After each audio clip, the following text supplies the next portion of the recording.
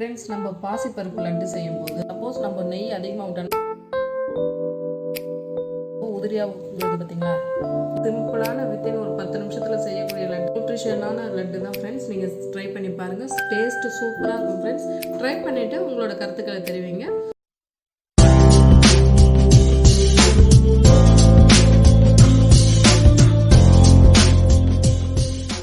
Friends, welcome to Vellaiyamma channel. இன்றைக்கி என்ன ஸ்பெஷல்னு பார்த்தீங்கன்னா, பாசிப்பருப்பை வச்சு ஒரு லட்டு பண்ண போகிறோம்.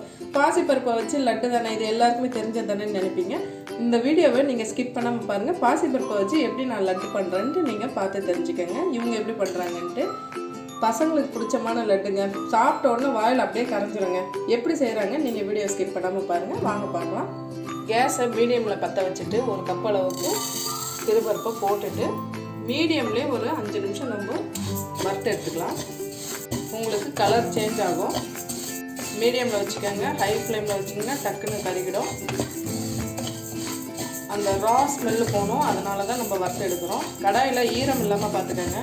ஏன்னா லட்டு செய்ய போகிறோம். நம்ம ஒரு 3 நாளைக்காவது ஸ்டோர் பண்ணி வச்சுக்கலாம். நம்ம இந்த லட்டை ஆக்சுவலாக ஒரு வாரம் கூட வச்சுக்கலாம். நம்ம ஒரு கப் அளவுக்கு எடுத்துருக்கிறதால, நாங்கள் பசங்க இருக்கிறதால டக்கு டக்குன்னு காலி ஆகிடும். எங்கள் வீட்டில் கெஸ்ட்டு வந்தாங்கன்னா டக்குன்னு செஞ்சிடலாங்க. பாசிப்பருப்பு வீட்டில் இருந்துச்சுன்னா டக்குன்னு குயிக்காகவே செஞ்சு கொடுத்துடலாம்.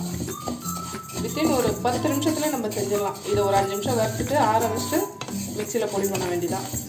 நீங்கள் வறுக்க நல்லா ஸ்மெல்லு வருங்க. நல்லா வறுக்கும்போது பாசிப்பருப்பில் இருக்க அந்த பச்சை ரா ஸ்மெல்லுக்காக தான் நம்ம இப்படி வறுக்கிறோம். வறுத்துட்டு செஞ்சோம்னா சூப்பராக இருக்கும். உங்களுக்கு வறுக்கும் போதே நல்ல வாசனை வருங்க. இப்போ ஃப்ளேம் ஆஃப் பண்ணிட்டு நல்லா ஆற வச்சுக்கலாம். நல்லா ஆறட்டுங்க. ஆறின பிறகு நம்ம மிக்சியில் பொடி பண்ணிக்கலாம். இப்போ மிக்சியில் நம்ம நல்லா பொடி பண்ணிட்டோம். இங்கே பாருங்கள், நல்லா பொடி பண்ணிட்டோம். நான் ஒரு 5 ஏலக்காய் போட்டு தான் பொடி பண்ணியிருக்கேன். நெக்ஸ்ட்டு நான் நாட்டு சர்க்கரை எடுத்திருக்கேன். ஒரு கப் அளவுக்கு, அதாவது நம்ம எந்த சிறுபருப்பில் அளந்தோமோ அதே கப் அளவுக்கு கோபுரம் மாதிரி அளந்துருக்கேன் நான். இதை அந்த பொடி கூடவே போட்டு நம்ம மிக்ஸ் பண்ணிக்கலாம். இந்த சுகரும் இந்த சிறுபருப்பும் நல்லா மிக்ஸ் ஆகிடும். அதனால் ஒரு வாட்டி நம்ம மிக்சியில் போட்டு எடுத்துக்கலாம். இப்போ நல்லா நம்ம ப்ரௌன் சுகர் போட்டு நல்லா பொடி பண்ணிட்டோம். எப்படி இருக்குது பார்த்திங்களா? நல்லா பொடி பண்ணிட்டோம். நம்ம இப்படியே நம்ம லட்டு பிடிக்கலாம். ஆனால் நம்மளுக்கு ஒரு மாதிரி நரன்ட்டு, ஏன்னா சிறுபருப்பு நம்ம போட்டிருக்கிறதால ரவா லட்டு ஃபீலிங் நம்மளுக்கு தெரியும் சாப்பிடும்போது. நல்லா சாஃப்டாக இருக்கணும்னா இதை ஒரு வாட்டி நம்ம ஜல்லடையில் போட்டு ஜலிச்சுட்டு அதுக்கப்புறம் லட்டு பிடிக்கலாம். சூப்பராக இருக்கும். வாயில் போட்டோன்னே உங்களுக்கு கரைச்சிரும். நீங்கள் ஜல்லடையில் கொட்டிக்கங்க. நம்ம ஜலிச்சு எடுத்துக்கலாம்.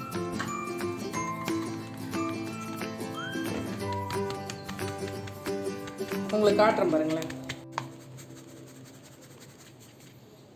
அந்த ரவை மாதிரி இருக்குன்னு சொன்ன பார்த்தீங்களா, அதெல்லாம் அப்படியே நின்றும். ஒன்லி நம்மளுக்கு பவுடர் மட்டும் கிடச்சிரும். அதுக்காக தான் நான் அப்படி பண்ணிக்கலாம்னு சொன்னேன். நம்ம ஜலிச்சது பாருங்கள், அப்படியே பவுடர் மாதிரி இருக்கும். இந்த கரண்டியில் ஒரு கரண்டி ஃபுல்லாக நெய் எடுத்திருக்கேன். நெய்யை காய்ச்சிட்டு முந்திரியை வறுத்துக்கலாம்.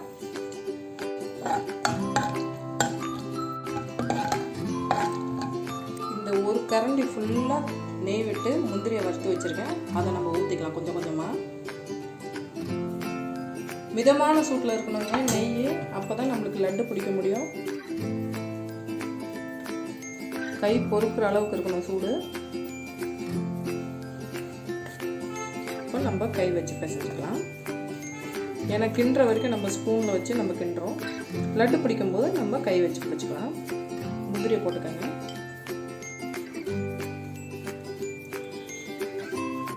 பசங்களுக்கு ரொம்பவே பிடிக்குங்க. பெரியவங்கலேருந்து சுகர் பேஷண்ட்லேருந்து எல்லாருமே லைக் பண்ணி சாப்பிடுவாங்க.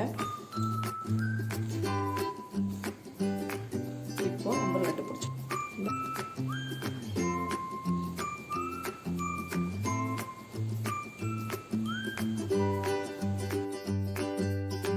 நம்ம சாப்பிடும்போது இந்த லட்டு நீங்கள் அப்படியே லேசாக கடிச்சிங்கனாலே அப்படியே கரைஞ்சிரும். உதிரி ஆகிடும். சூப்பரான லட்டுங்க. ட்ரை பண்ணி பாருங்கள்.